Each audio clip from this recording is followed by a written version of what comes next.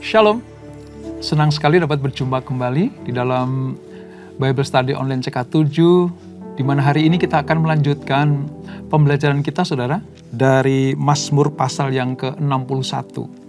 Nah, Mazmur 61 ini ditulis langsung oleh Daud, Raja kedua Israel, yang betul-betul diurapi Tuhan untuk memimpin bangsa Israel. Kalau saudara teliti dengan baik bahwa tugas Daud sebagai Raja Israel itu sebenarnya memiliki tugas ganda. Yang pertama memang sebagai raja, tetapi yang kedua adalah sebagai gembala. Walaupun memang di Israel ada nabi-nabi yang mendampingi para raja. Pada zaman Daud yang mendampingi adalah ada Nabi Samuel, ada Nabi Nathan, dan beberapa nabi. Tetapi Daud juga berperan sebagai gembala bagi Israel. Nah, pada pasal 61 ini, Daud mengarang Mazmur, menulis Mazmur dengan tujuan supaya raja-raja Israel itu betul-betul mendapatkan perkenanan Tuhan. Perkenanan Tuhan ya dari cara memimpin, cara mensejahterakan rakyat, termasuk ketika para musuh melawan Israel. Nah, kisahnya seperti apa? Doa bagi Raja Israel ini, sebelum kita baca, kita renungkan, mari kita datang kepada Tuhan. Kita sembah Dia. Biar roh Tuhan mengurapi kita. Kami datang kepadamu Tuhan. Kami naikkan syukur kami. Kami naikkan pujian kami hanya kepadamu Yesus, Raja di atas segalanya. Terima kasih Yesus Tuhan. Ku rindu setiap waktu hidup di kebenaran-Mu, bukan dengan kuatku, namun karena Roh-Mu, Yesuskah yang ku pegang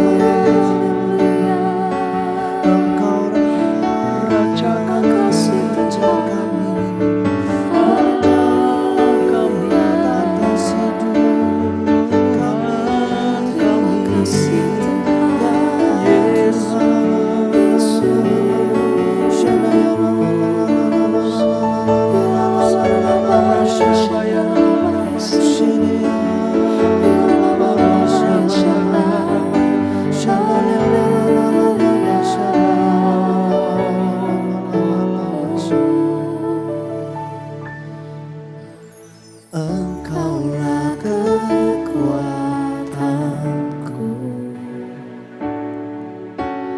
tempat perlindunganku saat badai menerpa. Aku tak akan goyah, aku tak akan goyah, sebab Kau sertaku.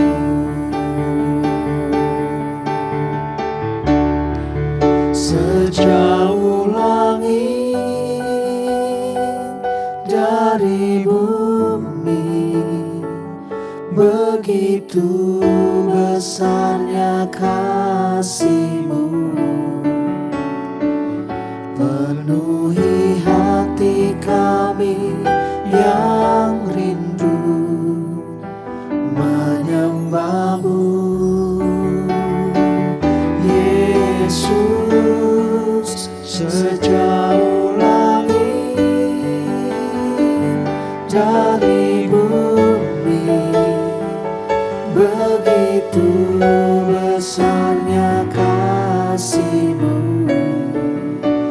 Kaulah Tuhan, kekuatanku, sukacitaku. Engkau Allah kekuatan kami, Yesus.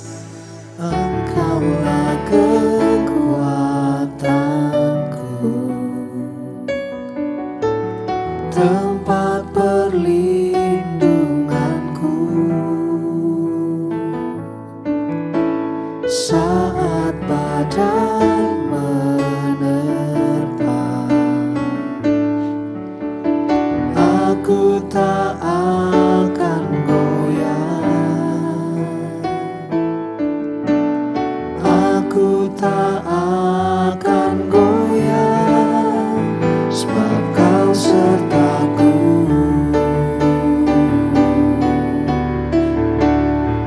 Sejauh langit dari bumi, begitu besarnya kasih-Mu. Penuhi hati kami yang rindu menyembah-Mu,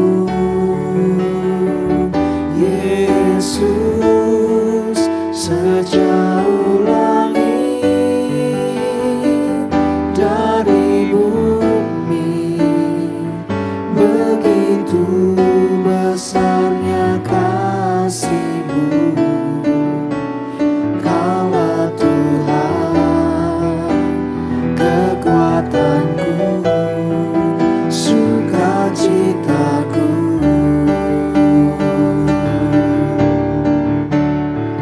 Sejauh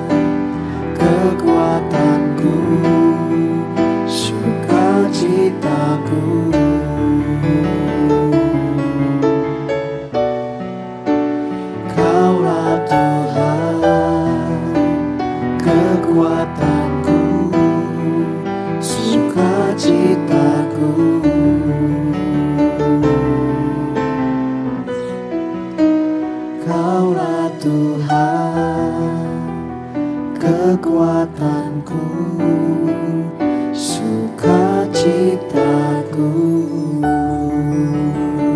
Amin. Amin. Hanya Engkau satu-satunya Allah sukacita kami. Hanya Engkau Tuhan sumber kemurahan dan kemuliaan bagi kami. Engkaulah satu-satunya Allah penolong bagi kami ya Tuhan. Hanya satu Tuhan, Raja dan Allah kami, yaitu Yesus Kristus. Yang kami sembah, kami puji, kami agung-agungkan. Sebentar kami akan melanjutkan pembelajaran kami. Urapi kami Tuhan, supaya kami mengerti apa maksud-maksud Tuhan lewat firman-Mu. Dan demikian kami disebut sebagai orang-orang yang setia melakukan segala perintah dan hukum-Mu. Terima kasih Bapa, urapi kami semuanya. Dalam nama Yesus, mari yang siap belajar firman Tuhan. Sama-sama kita katakan, amin. Kita akan membaca dari Mazmur 61 saudara, di Perjanjian Lama halaman sekitar 613. Judul perikopnya adalah Doa untuk Raja. Kita baca demikian firman Tuhan. Untuk pemimpin biduan, dengan permainan kecapi dari Daud. Dengarkanlah kiranya seruanku ya Allah, perhatikanlah doaku. Dari ujung bumi aku berseru kepadamu, karena hatiku lemah lesu. Tuntunlah aku ke gunung batu yang terlalu tinggi bagiku. Sungguh, Engkau telah menjadi tempat perlindunganku, menara yang kuat terhadap musuh. Biarlah aku menumpang di dalam kemah-Mu untuk selama-lamanya. Biarlah aku berlindung dalam naungan sayap-Mu. Sungguh, Engkau ya Allah telah mendengarkan nazarku, telah memenuhi permintaan orang-orang yang takut akan nama-Mu. Tambahilah umur raja, tahun-tahun hidupnya kiranya sampai turun-temurun. Kiranya ia bersemayam di hadapan Allah selama-lamanya. Titahkanlah kasih setia dan kebenaran menjaga dia. Maka aku hendak memasurkan nama-Mu untuk selamanya. Sedang aku membayar nasarku hari demi hari. Nah saudara, Mazmur ini memang ditulis oleh Raja Daud. Raja yang sangat berkenan kepada Tuhan. Mazmur ini diberikan Daud kepada pemimpin biduan. Tujuannya apa? Supaya dalam setiap upacara-upacara, entah itu keagamaan, entah itu upacara ucapan syukur, atau merayakan hari-hari raya, juga kebaktian-kebaktian ibadah sembahyang di bait Allah pada nantinya, itu Mazmur ini diucapkan. Sebagai apa? Sebagai permohonan kepada Tuhan untuk Raja Israel. Jadi bukan hanya untuk Daud saja. Raja yang akan memerintah Israel oleh para rakyatnya, para imamnya, para petugas di bait Allah, itu dipanjatkan doa bagi raja-raja ini. Bahkan nanti saudara, sampai dengan turunnya Mesias. Karena apa? Karena Israel pada waktu itu adalah bentuknya kerajaan. Kerajaan. Oleh sebab itu pemimpin tertingginya adalah raja. Yang didampingi oleh para imam. Supaya apa? Supaya untuk mengurusi tentang kerajaannya itu tidak melenceng dari kehendak Allah. Sebab apa? Sebab Israel adalah bangsa pilihan Tuhan. Bangsa pilihan Tuhan, imamat yang rajani, bangsa yang kudus, umat kepunyaan Allah. Itu berbeda dengan raja-raja di tetangganya, raja-raja di sekelilingnya. Israel sekalipun berupa kerajaan, tetapi mereka tidak bisa lepas dari Tuhan Allah, yaitu Allah Abraham, Ishak dan Yakub yang memilih, menentukan, memanggil mereka. Supaya apa? Supaya lewat kehidupan Israel ini banyak bangsa mengenal Allah Abraham, Allah Ishak dan Allah Yakub. Nah, di dalam Mazmur ini saudara, seperti dalam banyak Mazmur lainnya, memulai dengan apa? Dengan hati yang sedih, pilu, ya, dimulai dengan kepiluan, kesedihan, ya. Sebab pemazmur dalam hal ini Daud teriak kepada Tuhan. minta pertolongan, minta perlindungan. Tetapi pada perjalanan berikutnya, di Mazmur ini ditutup dengan sebuah suasana yang gembira dan sukacita. Ia memulai dengan doa-doa yang penuh dengan air mata, tapi menutupnya dengan lagu puji-pujian. Seperti apa yang ada dalam jiwa pemazmur, seperti apa yang ada di hati pemazmur. Kalau tanpa Tuhan, kalau Tuhan tidak berperkara, kalau Tuhan tidak melindungi umatnya, kalau Tuhan tidak memimpin Raja Israel, maka sia-sialah upaya Raja itu memimpin bangsa atau kerajaannya. Demikian pula dengan kita, saudara, ya. Memiliki jiwa yang sama seperti pemazmur. Kami ini umat pilihan Tuhan, kami ini anak-Mu Tuhan, kami imamat yang rajani. Ketika kami percaya kepada Engkau, kami menyerahkan hidup kami kepada-Mu Tuhan. Jadi kalau ada sesuatu yang sifatnya melawan kami, membahayakan kami, mengancam kami, kami datang kepadamu, memohon belas kasihan-Mu. Supaya apa? Supaya kami dapat menikmati segala kebaikan dan janji-janji Tuhan.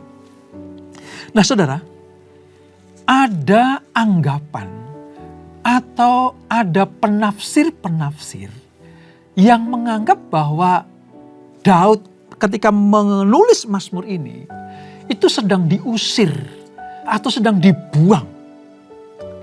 Ketika dia mengarang Mazmur ini, dia sedang dalam pengasingan. Ingat ya, Daud pernah keluar dari kerajaannya itu minimal 2 kali. Waktu apa, saudara? Waktu dikejar-kejar oleh Saul. Dan yang kedua, ketika Absalom, anak kandungnya sendiri, ingin mengkudeta, bahkan sempat mengkudeta Daud, yaitu bapaknya. Nah, saudara, entah peristiwa pada masa dikejar Saul atau melarikan diri karena Absalom sudah mengkudeta, itu memang tidak pasti. Tetapi menurut sebagian para penafsir, ini terjadi ketika Absalom kudeta. Kenapa, saudara? Karena Daud menyebut dirinya sendiri sebagai raja. Ayat 7 tadi. Ya, ayat 7 mengatakan seperti ini. Tambahilah umur raja, tahun-tahun hidupnya kiranya sampai turun-temurun. Jadi ada anggapan Mazmur ini ditulis ketika Absalom mendongkel bapaknya. Daud lari dari Yerusalem, lalu muncullah Mazmur 61 ini. Tetapi penafsir yang lain bilang begini, sebutan raja ini sebenarnya merujuk kepada Mesias. Yesus Kristus, raja di atas segala raja, yang dalam tanda petik adalah raja yang sangat dinantikan oleh bangsa Israel sebenarnya. Nah, ini saudara. Jadi apapun yang terjadi, entah peristiwa Saul atau peristiwa Absalom, tapi Daud sedang mengungkapkan isi hatinya, mengungkapkan jiwanya bahwa Raja Israel kalau tidak ada di dalam perlindungan Allah Abraham, Ishak dan Yakub, maka mereka, raja-raja itu tidak akan pernah ada di dalam keselamatan, kemenangan, atau kejayaan. Nah, Daud dalam Mazmur ini bertekad untuk apa? Untuk tekun menjalankan kewajibannya. Karena terdorong oleh pengalaman masa lalunya, ya, maupun oleh pengharapan-pengharapan ketika dia berharap kepada Tuhan, maka pertolongan terjadi.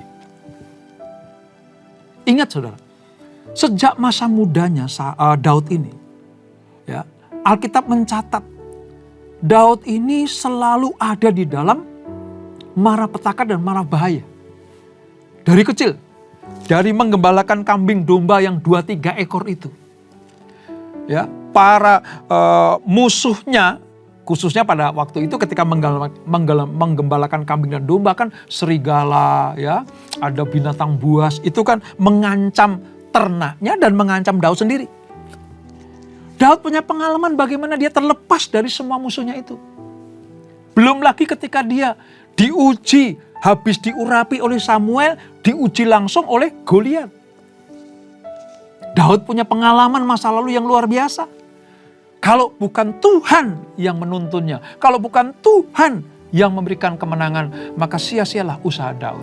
Itulah sebabnya, entah di dalam kerajaan, ketika dia sedang memimpin, atau entah dia sedang terusir dari Yerusalem, keluar dari kerajaan, dia tetap minta Tuhan untuk menolong, untuk memulihkan, dan untuk membuat dia mengalami kemenangan demi kemenangan. Inilah Daud. Jiwanya tertekan, dia datang kepada Tuhan dan mendapatkan kelepasan. Saya bisa membayangkan, saudara, bagaimana ketika dalam pelarian, Daud sendirian, terasa asing, terasing dari keramaian kerajaan.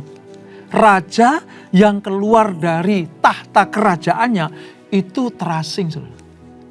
Situasi inilah yang dihadapi Daud si pemazmur ini. Ketika dia harus keluar dari kerajaannya, ya, ada saatnya tanpa teman. Ya, walaupun ada beberapa orang yang mengikutinya, tetapi jiwanya, hatinya itu merasa dalam kesendirian. Ketika ia ada di pegunungan yang berbatu-batu, di En-Gedi, di tempat-tempat yang tandus, ya, dia merasa kesepian, dirinya lemah lesu. Ayat 3 menyatakan, lemah lesu, saudara. Dari ujung bumi aku berseru kepadamu karena hatiku lemah lesu. Ujung bumi di sini mengandung arti jauh dari Yerusalem, jauh dari kerajaannya, jauh dari tempat ibadahnya. Dia berseru, kalau posisi seperti ini Tuhan, kemanakah aku harus pergi kalau bukan kepadamu? Siapakah yang bisa untuk diajak bercakap-cakap, berkeluh kesah selain Engkau? Makanya Daud menguatkan hatinya. Ia berseru kepada Tuhan, sang gunung batu. Ia minta Allah memberikan perhatian pada doa-doanya. Pola yang sama, saudara. Tuhan izinkan supaya anak-anaknya, termasuk pada generasi perjanjian baru, generasi kita ini, jika Allah mengizinkan kita mengalami penderitaan, jika Tuhan mengizinkan kita diuji olehnya, atau bahkan mungkin dicobai oleh iblis, seperti yang dialami Ayub, satu-satunya tempat perlindungan, gunung batu keselamatan kita, hanyalah Tuhan Yesus. Ini mazmur berupa nubuatan juga. Tadi saya katakan, bagaimana Daud berdoa untuk raja-raja Israel berikutnya, sampai nanti kepada Tuhan Yesus Kristus. Ini luar biasa, saudara. Kalau kita sering membaca Mazmur Daud, kita bisa mengerti isi hati raja satu ini, saudara. Itu sangat-sangat luar biasa. Pantesan Tuhan suka sekali dengan Daud. Pantesan Tuhan mengatakan, aku telah menemukan Daud bin Isai, seorang yang berkenan kepadaku. Hatinya yang berkenan kepada Tuhan. Nah, di dalam keluh kesahnya, di dalam seruan kepada Tuhan, Daud itu mengharapkan Allah menjadi tempat perlindungan. Sebab karena Daud menganggap satu-satunya yang bisa menolong cuma Tuhan. Dialah gunung batu, menara yang kuat. Tadi disebutkan dalam ayat 3 dan 4. Ya. Daud menjadikan Allah bukannya sebagai Tuhannya yang harus disembah, tapi dia juga menjadikan tempat perlindungan, tempat yang aman bagi pelariannya, bagi pengasingannya, bahkan ketika sedang menantikan jawaban atas penyelesaian masalahnya. Kerinduan akan perlindungan Allah ini dilandaskan atas iman dan percayanya Daud kepada Tuhan. Yang dirindukan cuma satu, sedekat mungkin dengan Allah. Sedekat mungkin dengan Tuhan. Ya, aku jauh dari kerajaan. Ya, aku lari dari Yerusalem, pusat pemerintahan dan pusat keagamaan bagi bangsa Israel pada waktu itu. Tetapi dimanapun aku berada, kemanapun aku harus keluar dari bangsaku, Aku harus melangkah keluar dari negeriku. Allah tidak pernah meninggalkan aku. Bukankah itu yang harus kita lakukan juga? Di tempat pengasingan, ketika Tuhan sedang memproses kita, kita sedang sepertinya sendiri, ya, diasingkan, sedang diuji, dididik Tuhan. Kita pastikan, dimanapun kita berada, dimanapun kita ditempatkan, dimanapun Allah menempatkan kita, Dia tidak pernah meninggalkan kita. Sebab selama Allah beserta dengan kita, Dialah gunung batu dan menara yang kuat buat kita semuanya. Saudara, masalah memang sering membuat kita merasa sendirian dan terasing. Meskipun ada di tengah-tengah orang yang banyak, sekalipun banyak orang datang menghibur, saya bisa merasakan betapa perasaan hati Daud itu hampir sama dengan perasaan Ayub pada waktu itu.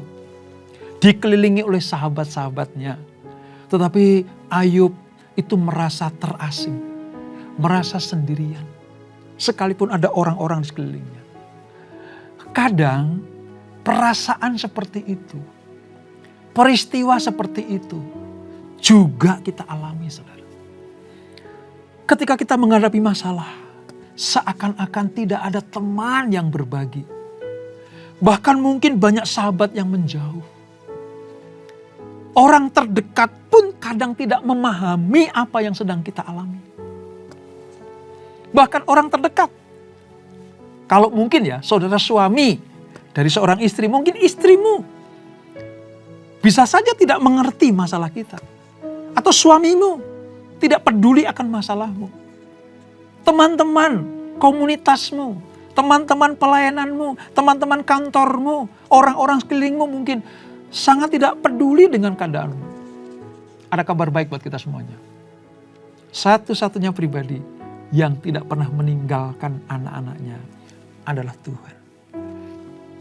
Seperti Daud menjadikan Tuhan sebagai gunung batu dan menara perlindungan, biarlah kita juga meneladani Daud bagaimana kalau mendapatkan masalah. Satu-satunya jalan keluar hanya di dalam Tuhan. Sebagai orang percaya, anak-anak Tuhan, kita dapat dengan yakin memohon kelepasan dari Tuhan. Pertanyaannya begini, saudara. Mengapa Daud dengan yakin datang kepada Tuhan dan dia percaya Tuhan akan melepaskan dia dari segala musuhnya, dari segala malapetaka dan berbahaya? Daud melakukan hal itu karena dia yakin dia adalah pilihan Tuhan. Dia diurapi oleh Tuhan. Dan dia diproyeksikan Tuhan untuk menjadi pemimpin bangsa pilihan. Dalam hal ini, Daud tahu persis kedudukannya.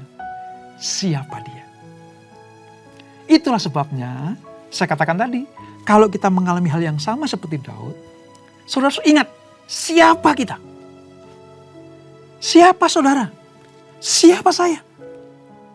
Kita adalah orang-orang percaya di dalam Yesus Kristus. Kita adalah umat tebusannya. Kita ini adalah umat pilihannya, biji mata Tuhan.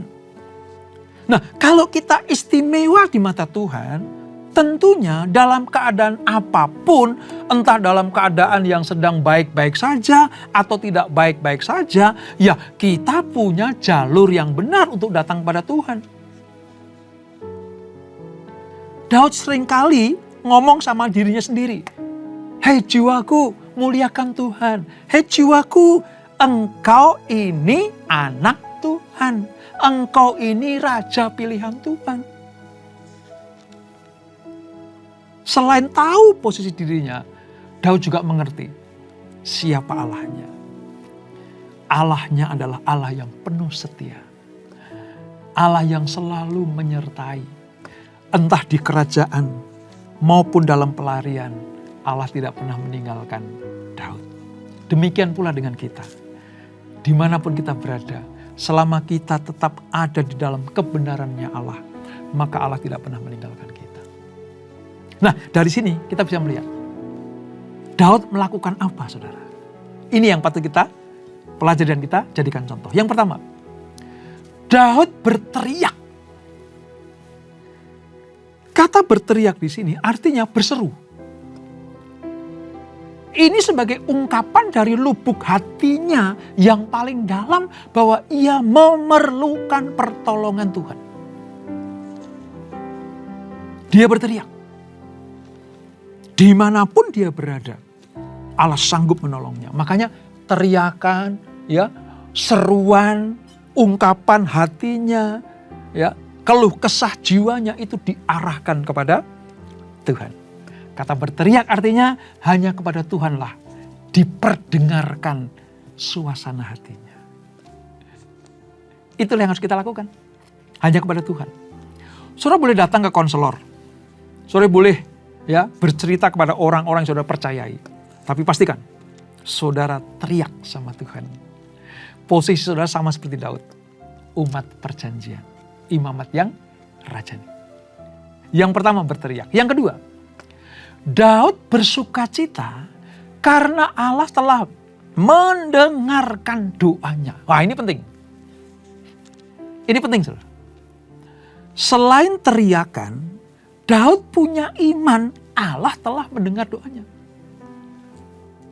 Nah, nanti pembuktian Allah tentang doa yang dijawab, ya, doa Daud yang dijawab adalah Allah membuktikan bahwa ia adalah tempat pelindungan yang paling aman dari musuh-musuh orang yang takut akan dia. Ini ayat 4 sampai ayat yang ke-8. Jadi yang pertama dia berteriak, yang kedua Daud bersukacita karena imannya Allah pasti mendengarkan. Dan yang ketiga, Daud berjanji untuk selalu memuji Allah setiap hari. Bahkan dalam waktu senang maupun susah. Tadi ayat 8, ayat 9. Maka aku hendak memasmurkan namamu untuk selama-lamanya. Sedang aku membayar nasarku hari demi hari. Artinya tidak ada waktu yang terlewatkan dari Daud tanpa memuji Allah. Hasilnya apa sih, saudara? Hasilnya ketakutan Daud, ya, kekhawatiran Daud akhirnya diubah menjadi puji-pujian yang memuliakan Tuhan seumur hidupnya. Makanya tadi saya bilang, dari awal tentang keluh kesah isinya, tapi pada akhirnya adalah hormat, pujian, kemuliaan bagi Tuhan. Saya tutup dengan sebuah statement seperti ini, saudara. Tuhan tidak pernah mengecewakan orang yang takut akan Dia. Dan semuanya itu untuk menguji iman kita. Apakah kita percaya kepada Tuhan? Dan pada akhirnya Daud dari pengungsiannya, dari pelayanannya dikembalikan ke tahtanya. Wow, ini sebuah bukti bahwa orang yang menjadikan Tuhan sebagai gunung batu, kota perlindungan, tempat yang aman dari pelariannya, Tuhan tidak pernah mempermalukan anak-anaknya. Oleh sebab itu, kapanpun saudara punya masalah, apapun masalahnya, senantiasalah percaya kepada Tuhan. Bergantung penuh kepadanya, maka Allah akan turun menolong, memuliakan kita. Dan yang terakhir, tetap memuji Tuhan dalam keadaan apapun. Dan bayar nasarmu jika Tuhan sedang menolong. Dan itulah Mazmur 61. Kita berdoa. Bapak, terima kasih untuk anugerah-Mu. Kami mengerti sekarang bagaimana Daud terlepas dari musuh-musuhnya. Bagaimana Daud dikembalikan ke tahtanya di Yerusalem. Sekalipun dikejar-kejar oleh para musuhnya, termasuk Saul dan Absalom. Allah dijadikan sebagai gunung batu dan kota perlindungan. Itulah sebabnya Daud merasakan pertolongan, anugerah, dan pagar keselamatan Tuhan. Demikianlah kami ya Tuhan. Kami boleh mempelajari Mazmur ini dan mengambil manfaat di dalamnya sebagai rema. Supaya kalau kami mengalami masalah-masalah seperti yang Daud alami, kami datang kepada Allah Yesus Kristus, gunung batu kami, pertolongan yang sungguh buat kami. Terima kasih Bapak.